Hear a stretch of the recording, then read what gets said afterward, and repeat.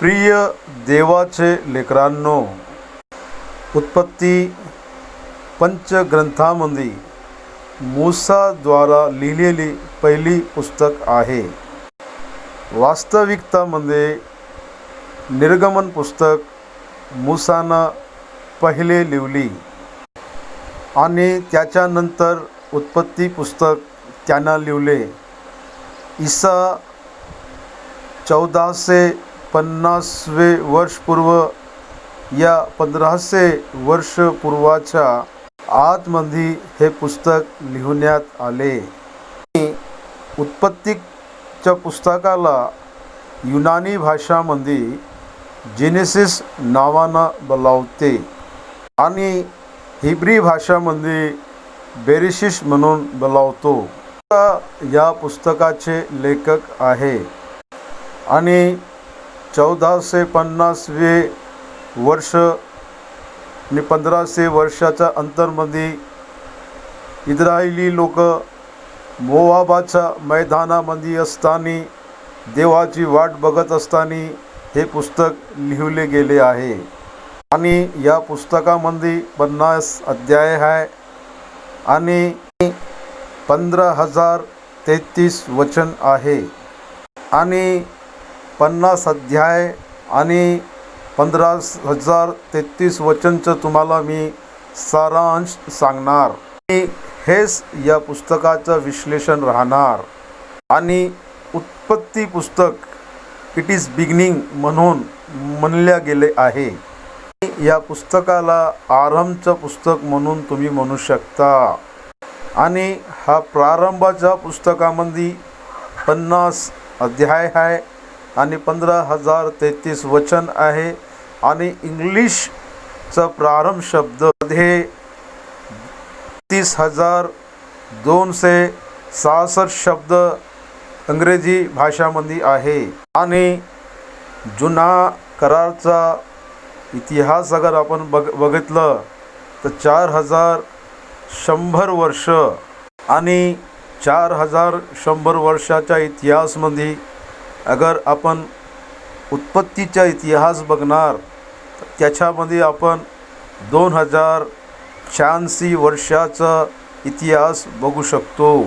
आणि 1814 वर्ष बाकी 64 पुस्तकामध्ये आपण याचा इतिहास बघू शकतो. उत्पत्तीपासून ते प्रकाशित वाक्यापर्यंत 4,100 वर्ष. आणि आपण उत्पत्ती पुस्तक अगर बघितलं तर उत्पत्ती पुस्तकाचा जो इतिहास आहे 2084 वर्षाचा आहे. आणि योसेफपर्यंत 2484 वर्षाचा इतिहास आपण बघतो. आणि अर्ध्याहून जास्त इतिहास आपण उत्पत्तीच्या पहिले पुस्तकमध्ये बघतो. निर्गमनपासून ते प्रकाशित वाक्यापर्यंत आपण 100 वर्षाचा इतिहास बघू शकतो. आणि उत्पत्तीचे 11वे अध्यायापर्यंत आपण 2000 इतिहास वर्षाचा बघू शकतो. आणि घडलेल्या गोष्टी दाखवण्यात आले 2236 वर्ष. आणि याच्या पूर्वचं 2000 वर्षाचं जे इतिहास आहे त्याच्यामध्ये उत्पत्तीचे 11वे अध्यायापर्यंत इतिहास लिहिले गेले आहे. आणि या 2000 इतिहासमध्ये आदामापासून ते अब्राहमापर्यंत 2000 वर्षाचा इतिहास आहे. 20 वंशावलीचं विवरण दिले गेले आहे. आणि आदामापासून तर नोहापर्यंत 10 पिढी झाली. नूहपासून ते अब्राहमपर्यंत 10 पिढी. 20 पिढीपर्यंत आपण 11वे अध्यायामध्ये बघू शकतो. आणि नोहाचे पिढीविषयी तुम्ही पवित्र शास्त्रामध्ये 11वे अध्यायामध्ये बघू शकते. आणि आदामाचा मुलगा शेत आणि नंतर एनोश आणि त्याच्यानंतर केनान, केनानच्या नंतर मालेल, त्याच्यानंतर येरोद, त्याच्यानंतर हानोक आणि त्याच्यानंतर मतुशेला, त्याच्यानंतर लेमेक आणि 10वा हानोक. नोहापासून ते आदामपर्यंत 10 पिढी झाले. आणि नोहाच्या पुत्रामध्ये शेम, हाम आणि यापेत. शेमाच्या वंशातून देवानं अब्राहामला बोलावले आणि शेमपासून तर अब्राहामपर्यंत 10 पिढी झाली. आणि शेम पहिला झाला, त्याच्यानंतर दुसरा शेला झाला, त्याच्यानंतर एबेर आणि चौथा पेलेग झाला आणि 5वा रू आणि 6वा सरूरा आणि त्याच्यानंतर नाहोर, नाहोरच्या नंतर तेरह आणि 9वा अब्राहाम. आणि नोहपासून अब्राहामपर्यंत 10 पिढी झाली. आणि 2286 वर्ष आणि इतक्या वर्षाचा इतिहास आपल्याला दिले गेले आहे.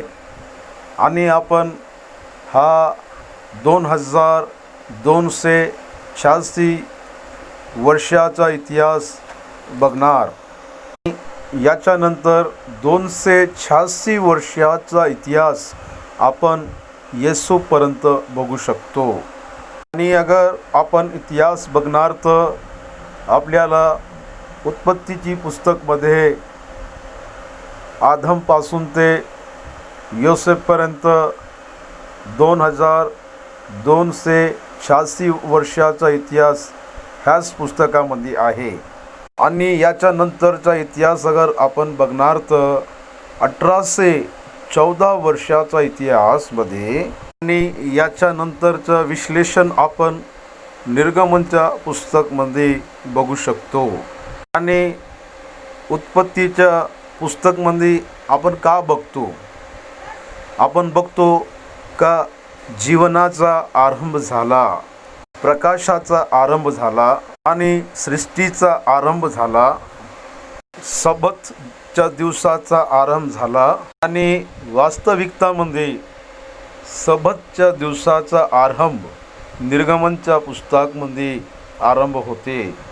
आणि मूसाद्वारा लिहिलेल्या पुस्तकामध्ये ते लोक सबतच्या दिवसाचा पालन करत होते.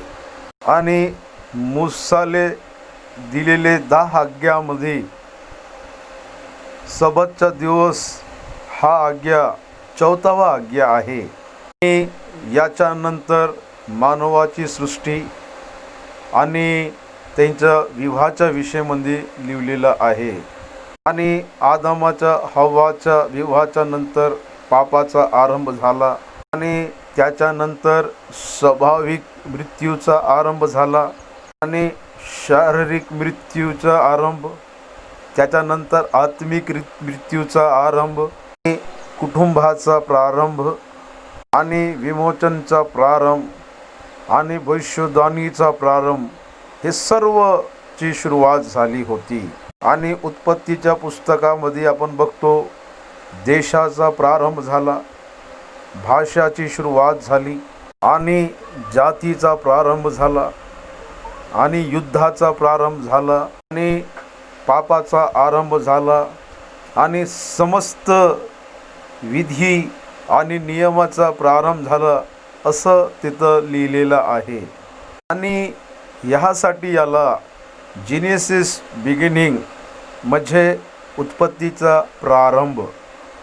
आणि उत्पत्तीच्या पहिल्या पुस्तकामध्ये सृष्टीचा निर्माण, उत्पत्तीच्या 2ऱ्या अध्यायामध्ये सृष्टीचा निर्माण कसा झाला, देवानं कसं 6 दिवसामध्ये सृष्टीचा निर्माण केला आणि 7व्या दिवशी तो कसा विश्राम केला आणि त्या दिवसाला तो आशिषित केला. आणि पहिल्या अध्यायामध्ये देवानं सृष्टीला पूर्ण रीतीनं बनवले आणि 2ऱ्या अध्यायामध्ये देवानं विश्राम दिवस आणि मानवला कसं बनवलं आहे याच्यामध्ये पूर्ण विश्लेषण दिले आहे. आणि इब्रीचे ग्रंथाचे लोक पहिला इतिहासचा निर्माण कसा झाला आणि ते तिथं लिहून राहिले. आणि अगर आपण दुसरा अध्याय बघला तर आदम हवाचा निर्माण कसा झाला, ते लोक देवाच्या उपस्थितीमध्ये कसे राहिले आणि देवाच्या उपस्थितीमध्ये एकत्र होणे आणि देवानं त्याला आधांच्या वाटिकामध्ये ठेवणे आणि हे सगळं आपण बघतो. आणि तिसरावा अध्यायामध्ये आपण मनुष्याच्या पतनचा विषय पाहतो. आणि हा तिसरा अध्याय पूर्ण पवित्र शास्त्रामध्ये अतिप्रमुख आहे. आणि मानव देवाचा तिरस्कार करून शैतानासोबत मिळून आणि शैतानाचा अधीन होऊन आणि ते लोक पाप कसे केले तिसरा अध्यायामध्ये लिहिलेले आहे. आणि 4 अध्यायापासून मानवाचा प्रारंभ झाला. केन आणि हाबिलच्या इतिहासाद्वारे 4 अध्यायाची सुरुवात होते. आणि देवानं कसं केनला एक भगोड्याच्या तोरमध्ये ठेवले आणि केनद्वारा हाबिलच्या हत्याच्या विषयामध्ये लिहिलेला आहे. हाबिलच्या मृत्यूच्या नंतर देवानं केनला या जगाचा भगोडा बनवला. आणि देवानं आदामला संतानाच्या प्रतिरूपामध्ये शेतला दिला. आणि 5व्या अध्यायामध्ये आपण बघतो आदामाची संतांचा कसा विस्तार झाला. आणि त्या पिढीचे लोक वाट बघत होते का जगामध्ये शांती येणार, जगामध्ये समाधान येणार. ते देवाची प्रतीक्षा करून राहिले होते. आणि त्या पिढीचे लोकांकडे अगर तुम्ही बघले तर तुम्हाला आश्चर्य होणार. मतुशेल सर्वात जास्त जगला. तो मतुशेला 979 वर्ष जीवित राहिला. आणि मानवामध्ये सर्वात वर्ष जास्त जगणारा व्यक्ती मतुशेला राहिला. आदाम 930 वर्ष तो जगला. आणि त्याच्यानंतर शेन 912 वर्ष जगला. एनोश 905 वर्ष जगला. केनान 910 वर्ष जगला. आणि मेहलाल 895 वर्ष जीवित राहिला.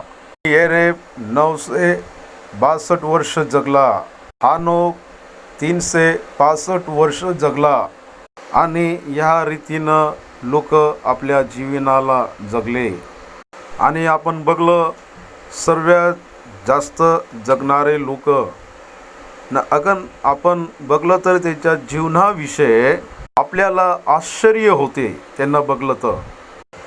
आणि देवानं त्या लोकाला इतकी जास्त आयु दिली.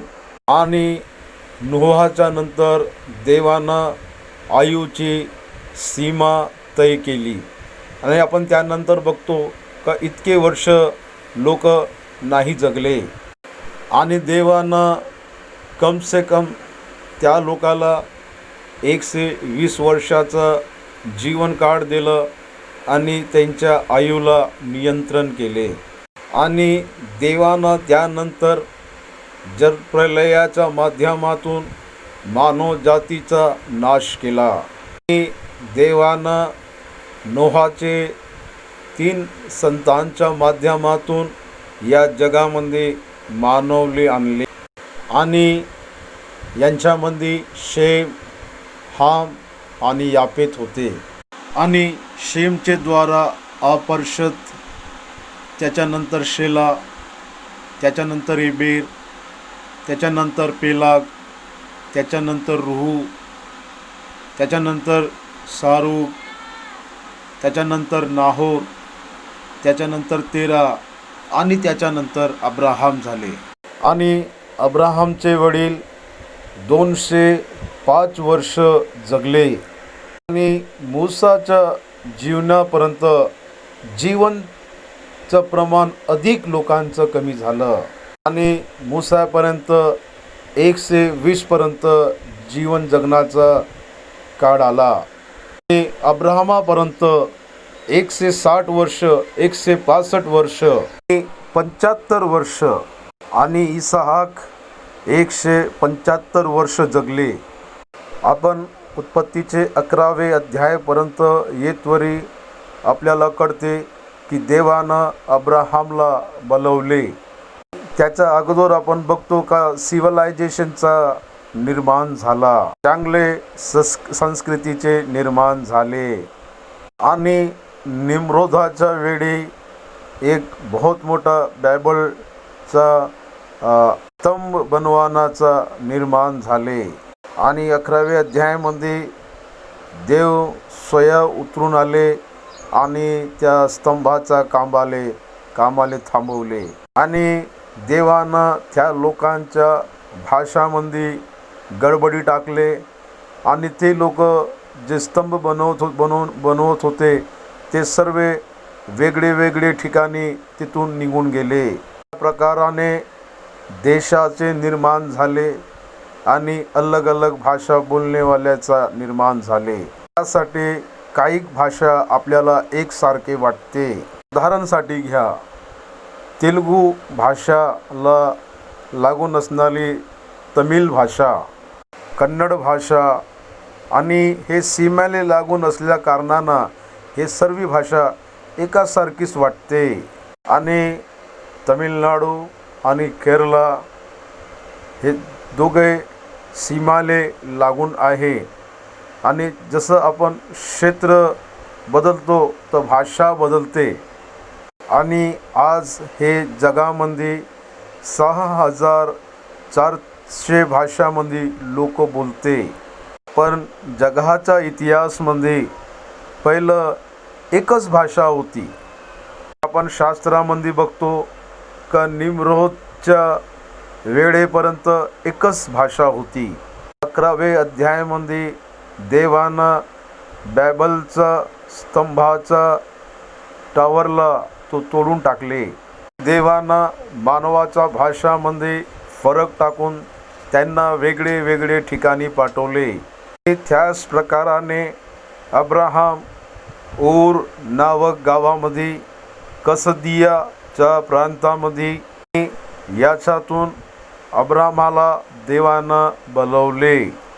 आणि देवानं जेव्हा अब्राहमले बुलाहट दिली तेव्हा देवानं अब्राहमसोबत वाचा बांधली.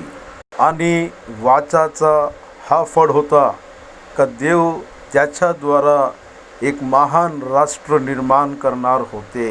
आणि एक मोठा राष्ट्र आणि एक मोठा राज्य आणि एक मोठा देशाचा देव त्याच्याद्वारा निर्माण करणार होता. आणि एक मोठा आशीर्वाद देव त्याला देणार होते. आणि देवानं अब्राहमला बुलाट दिल्यानंतर देव त्याच्याशी बोलले आणि सांगितले की मी तुझ्या वंशाला समुद्राच्या रेतच्या कणासारखं उत्पन्न करणार. आणि हा देश तू बघून राहिला आहे, हा देश मी तुला देणार आहे. आणि या प्रकारचे वाचाच्या द्वारा देव इस्रायली लोकांसाठी वाचा स्थापित करासाठी तयार झाले. आणि अब्राहमची बुलाट ऐकून तो आपल्या पत्नी साराला आपल्यासोबत घेतला आणि त्याच्या भतीजाला लोतला पण तो आपल्यासोबत घेतला. आणि तो आपला घराणा, आपल्या वडीलचा घराणा सोडून तो निघाला. आणि अब्राहम हारानमध्ये येऊन तो काही वेळ तिथं राहिला. आणि तो हारानमध्ये असताना अब्राहमचे वडील तेराची मृत्यू झाली. आणि याच्यानंतर अब्राहम तो तिथून निघाला आणि कनान देशामध्ये येऊन राहा लागला. आणि कनानमध्ये येताना अब्राहमची वय 75 वर्ष होती. आणि उत्पत्तीचे 12वे अध्यायामध्ये देव अब्राहमला आशीर्वाद देते आणि देव त्याच्यासोबत वाचा बांधते आणि म्हणते की जे तुला आशीर्वाद देईन मी त्याला आशीर्वाद देणार, जे लोक तुला कोसणार मी त्या लोकाला श्राप देणार, आणि जगामध्ये असणारे सारे कुळ तुझ्या माध्यमातून आशीर्वाद प्राप्त करीन. आणि हे सर्व देव सांगताना अब्राहमची वय 75 वर्ष होती. अब्राहम हारानमधून निघाला तेव्हा त्याची वय 75 वर्ष होती. पण जेव्हा तो हूरमधून निघाला त्याची वय 60 वर्ष होती. आणि तो हूरमधून निघून हारानमध्ये आला तेव्हा तो तिथं 10 वर्ष राहिला. त्याच्यानंतर तो तिथून निघून कनानमध्ये आला. कनानमध्ये आल्यानंतर देवानं पुन्हा एकदा त्याला दर्शन दिले आणि त्याला म्हटलं का मी रेतच्या समान तुझ्या संतांना वाढवणार. तेव्हा अब्राहमानं तिथं वेदी बनवून त्याला दर्शन दिले आणि त्याला म्हटलं का मी रेतच्या समान तुझ्या संतांना वाढवणार. तेव्हा अब्राहमानं तिथं वेदी बनवून देवाची आराधना केली. आणि आपण अब्राहमाचे इतिहास बघले तर तो देवावर विश्वास करणारा व्यक्ती होता आणि तो धर्मी होता. तो विश्वासाचा पिता कहलोला. आणि अब्राहमाचा इतिहास उत्पत्तीचे 12वे अध्यायापासून ते 25वे अध्यायापर्यंत लिहिलेला आहे. आणि अब्राहमाचे इतिहास खूप गंभीर आहे. आणि अब्राहमाच्या बगैर शास्त्राचा निर्माण नाही झाला असता. देवानं अब्राहमाला विश्वासचे पिता म्हणले आणि परमेश्वरानं अब्राहमाला आपला मित्र म्हणला. अब्राहम किती महान व्यक्ती असणार, देवानं त्याच्याविषयी हे गोष्टी बोलले. आणि देवानं त्याच्या कुटुंबातून, त्याचे नातेवाईकातून आणि अन्य जातीच्या मधातून देवानं त्याला काढून बाहेर एक प्रतिज्ञाच्या देशामध्ये घेऊन गेले.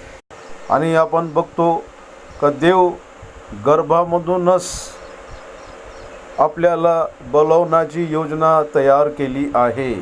आणि ह्यासाठी देव अब्राहमच्या लेकरांच्या द्वारा आपली योजना पूर्ण करासाठी तयार आहे. इतिहास आपल्याला सांगतो की अब्राहमच्या वेळी अकाल पडला होता. आणि अकालच्या वेळी अब्राहम मिस्र देशला सोडून देशामध्ये गेला. आणि मिस्र देशामध्ये फिरौननं अब्राहमच्या बायकोला घेऊन गेले. देवानं तिथे दखल दिली आणि अब्राहमच्या बायकोला परत वापस आणली. देवानं फिरौनच्या कुटुंबामध्ये विपत्ती टाकली आणि गडबड केली आणि साराला परत वापस आणले. आणि फिरौन राजाने सारा कारणामुळे अब्राहमला काही अर्पण दिले. आणि त्या भेटमध्ये मिस्रतून आलेली हाजिरा हे मुलगी आपण बघू शकतो. आणि त्यावेळी अब्राहम मिस्र देशातून निघून दक्षिण देशमध्ये तो वापस आला. अब्राहम खूप धनवान होता जेव्हा तो आला. आणि तो बेतेल और ए नगरच्या मधामध्ये तो आपल्या तंबूला गाडला. आणि तिथे तो वेदी बनवून देवाची आराधना केली. आणि त्याच्यानंतर आपण बघतो की अब्राहमाचा भतीजा लोत अब्राहम सोबत त्यांचे झगडे होऊन तो अब्राहमाला सोडून सदोम आणि अमोरा देशामध्ये तो निघून गेला. आणि अब्राहमाचे सेवकामध्ये आणि लोतचे सेवकामध्ये झगडे होऊ लागले, कारण ज्या स्थानामध्ये ते लोक होते ते स्थान त्या लोकाले पर्याप्त नव्हते. तेव्हा अब्राहमाना लोतला बोलवले आणि अब्राहम त्याला म्हणू लागले, आपण नातेवाईक आहो, आपल्यामध्ये भांडण नाही झाले पाहिजे, या कारणानं तू दुसऱ्या ठिकाणी निघून जा. आणि लोत आपल्या संपत्ती आपले सेवकले घेऊन तो सदोम आणि अमोरा देशामध्ये निघू लागला. आणि तो देश खूप हिरवा होता आणि अधनच्या वाटिकासारखे दिसणारा देश होता. त्या रात्री अब्राहम झोपून असताना देवानं अब्राहमले सोबत बोलले आणि म्हणले, अब्राहम अब्राहम. देवानं म्हणलं, अब्राहम तू बघ, उत्तर पूर्व पश्चिम दक्षिण ही चारी दिशा मी तुला देणार, हे जमीन मी तुला देणार आणि मी तुझ्या वंशाला हे जमीन देणार. अब्राहम तिथे झाडाखाली एक वेदी बनवून देवासोबत प्रार्थना केली आणि त्याची आराधना केली. आणि 14व्या अध्यायामध्ये आपण बघतो की अब्राहमचा नातेवाईक लूत त्याला बंदी बनवले गेले. त्यानंतर अब्राहमानं आपले 300 सेवकाला घेऊन तो तिथं जाऊन त्या राज्यावर विजय होऊन अब्राहमानं लूत व त्याच्या परिवाराला आणि त्या लोकांना सोडून परत वापस आणले. आणि त्या संदर्भामध्ये मिल्कसिदिक याजक अब्राहमला भेट करासाठी निघाले आणि सदोमचे राजानं अब्राहमला एक मोठा न्योता दिला आणि त्याला म्हटलं की अब्राहमा, तूनं आमच्या लोकाला सोडवले, असं कर की तू आमचे मुलं बाळं जे लोक आहे ते सर्व आम्हाला देऊन दे आणि जे संपत्ती आहे ते तू घेऊन घे. पण अब्राहम त्याला म्हटलं की मी तुझ्याकडून एक सूत पण नाही घेणार, कारण भविष्यमध्ये तुम्ही असे नाही म्हणले पाहिजे का माझ्या कारणानं अब्राहम धनी झाले. आणि अब्राहम म्हणाले का हे धनसंपत्ती तू आपल्या लोकांमध्ये वाटून टाक. आणि असं बोलण्याच्या माध्यमातून तो महान झाला. आणि 15व्या अध्यायामध्ये आपण बघतो, देव अब्राहमासमोर प्रत्यक्ष झाला आणि म्हटला, मी तुझा देव आहे, मी यहोवा आहे. आणि देवानं म्हटलं, हे भूमी सर्वे तुझे संतानाचे होणार. आणि देवानं त्याला एक विशेष बलिदान विषय त्याच्यासोबत बोलले आणि अब्राहमानं विशेष बलिदान दिले. तेव्हा देव अजून एक वेळा अब्राहमासमोर प्रत्यक्ष होऊन अब्राहमसोबत बोलू लागले आणि अब्राहमाला सांगितले का तुझी संतान मिस्रमध्ये 400 वर्ष बंदी राहणार. आणि इसाकाच्या जन्माचा अगोदरच देवानं आपली योजना अब्राहमाला सांगितले.